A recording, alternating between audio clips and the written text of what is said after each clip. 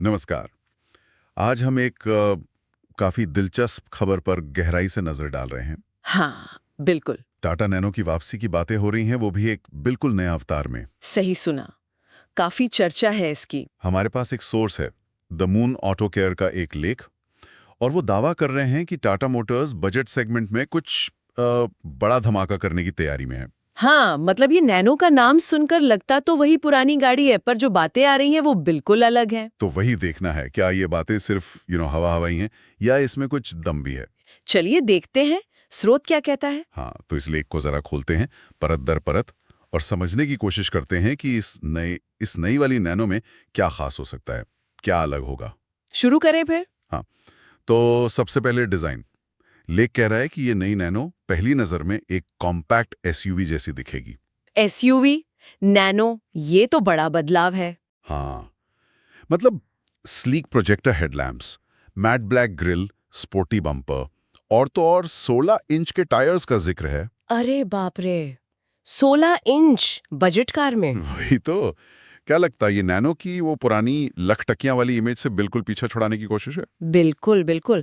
SUV वाला look तो आजकल मतलब हिट फॉर्मूला है ही। हम्म। और बड़े टायर्स, शायद बेहतर रोड पकड़ और वो एसयूवी वाला स्टैंस देने के लिए। हाँ, मतलब लेख भी कह रहा है रोड पर तो अब ये गाड़ी बवाल काटेगी। हाँ, पर ये सिर्फ दिखावे के लिए नहीं लगता।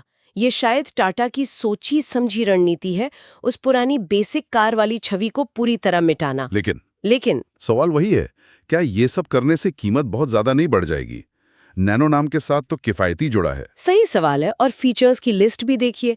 लेख के मुताबिक action camera style side mirror. अच्छा, एक्शन कैमरा स्टाइल। हाँ, स्टाइलिश डोर हैंडल्स, 5 नए रंग, जबरदस्त एसयूवी वाइब्स, और अंदर की बात करें तो ब्लैक और वुडन फिनिश वाला इंटीरियर। वाह, मतलब पूरी तरह से बदलने का प्लान है। और इंजन की बात भी बड़ी दिलचस्प है।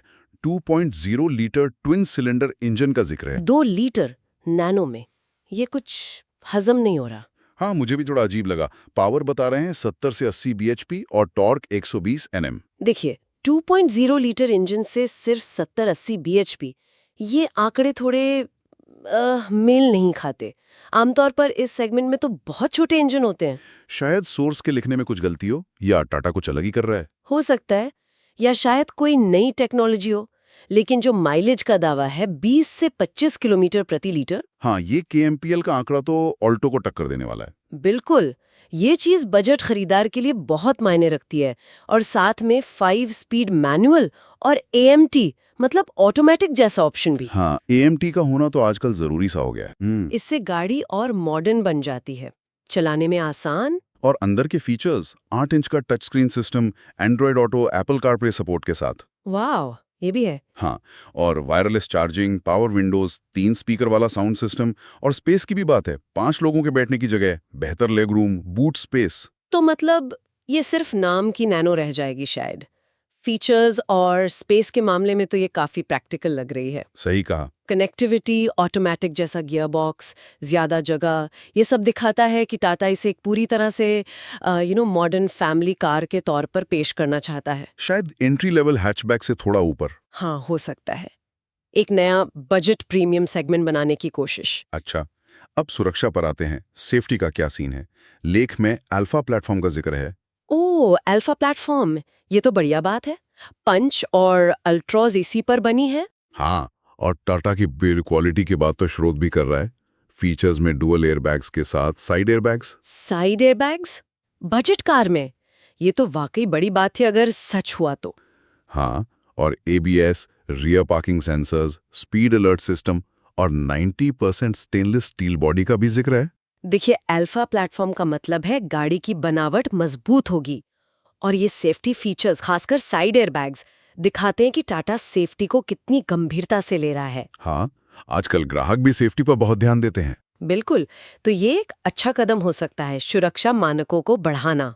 और एक और बड़ी बात है, लेख के हिसाब से ये नई नैनो सिर्फ पेट्रोल में नहीं, इलेक्ट्रिक में भी आ सकती है। हाँ, ईवी अवतार में भी। ये तो होना ही था। मतलब टाटा जिस तरह से ईवीज पर फोकस कर रहा है, टियागो ईवी, टिगोर ईवी के बाद। हाँ, एक और किफ़ायती ईवी लाना तो लॉजिकल लगता है। बिल्कुल, उनकी इलेक्ट्रिक व्हीकल स्ट्रैटेजी के हिसाब से एकदम फिट बैठता है। बस वही बात, कीमत? हाँ, कीमत।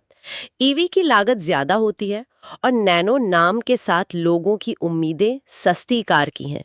तो ये संतुलन कैसे बिठाएंगे, ये देखना होगा। सही बात है। तो कुल मिलाकर अगर हम द मून ऑटो केयर की इस जानकारी को देखें तो नई टाटा नैनो एक बिल्कुल बदली हुई गाड़ी लगती है। हाँ, स्टाइलिश, फीचर लोडेड, ज्यादा सुरक्षित, ज्यादा पावरफुल, बेहतर माइलेज। और शायद ईवी ऑप्शन के साथ भी। पुरानी नैनो से तो इसका कोई मुकाबला ही नहीं लगता। सही है।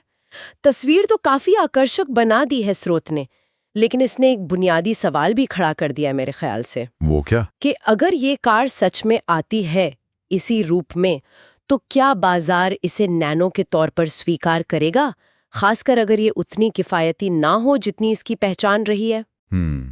मतलब क्या लोग बेहतर फीचर्स, स्टाइल, सुरक्षा के लिए नैनो नाम के साथ ज्यादा कीमत देने को तैयार होंगे? हाँ बिल्कुल। या फिर नैनो नाम हमेशा कम कीमत की उम्मीदों से ही जुड़ा रहेगा।